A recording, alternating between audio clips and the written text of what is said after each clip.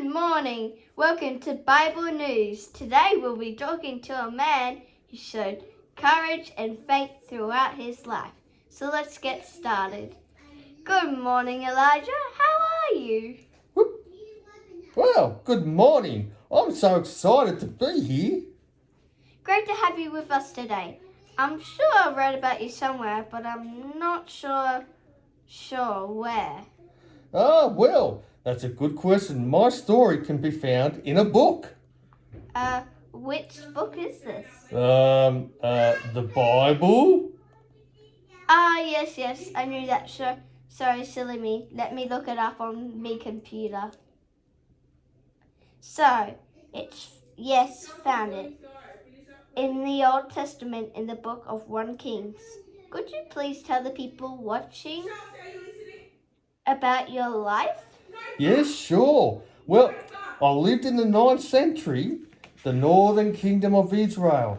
I was a son of Jeroham from the tribe of Benjamin. Is it true that your tribe produced many heroes and warriors? Oh, yes, that is indeed very, very true. Oh, so you're a bit of a superhero? Well, I don't really consider myself a Superman or any that type, so not exactly, but I am a servant of God and I have faced a lot of challenges in my life. It hasn't been easy. Could you share with us some of your examples where you had to stand up for your faith? Well, yes, I sure can. I can give you one great example. I was standing up high on a mountain, and this mountain was called Mount Carmel. There were people who were choosing between whether to follow God or Baal. I gave the people to tell them to choose who to follow.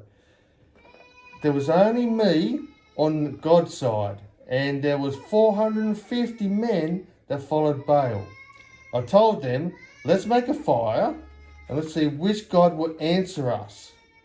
So whoever answers was the one true God. So the prophets of Baal did some crazy stuff to try and call out their God, but there was no answer. And then some time went by and I waited, they waited, and they waited, and I waited some more, and still no answer. So I called the prophets of Baal over to me. I rebuilt the altar of the Lord and I called out to God, and God answered in the fire. The people fell down. They said, oh, he is the Lord. He is the God. It was amazing. So despite standing there by yourself, you stood firm to your faith in God? You were not scared or concerned? No, not at all. Not at all, because I knew I had God with me. I am a servant of God, and I only worship Him, the one true God. And God told me to do many, many things in my life. And sometimes I was full of faith, and I jumped and I jumped and I jumped. And at other times I felt depressed and lonely. But God showed up and stopped, and I listened to Him. Sounds like you were a dedicated servant of God. Yes, my strong faith in Him has got me through some pretty tough times. It was at the time when, if you believed in God, it was dangerous to worship Him. But I knew in my heart that the God I worship is the one true God. I don't know if my faith in God will be strong enough to worship Him in a time where my life will be at risk. Yeah, it can be tough, but I knew that my life was dedicated to serve Him, the one true God. Talking about the true God, your name has a special meaning. Could you please share what it means?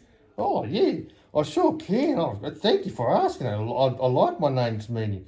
My name actually means, my God is the Lord. That's a great meaning. No wonder your heart is dedicated to God. It sure is. God had called me in a critical time in Israel's life to stand against Baal worship, which is false religion. The things I did could only be done with God through me. He is the one true God. He alone is Lord. That is so good. Thank you. Well, that's all we have time for. Thank you for coming and sharing with us today. Yeah, no problems at all. If you need me, you've got my number. So just give me a text and I can come and talk to you again. No Okay. worries. Bye. Okay, bye. Thank See you. you next Bye. time.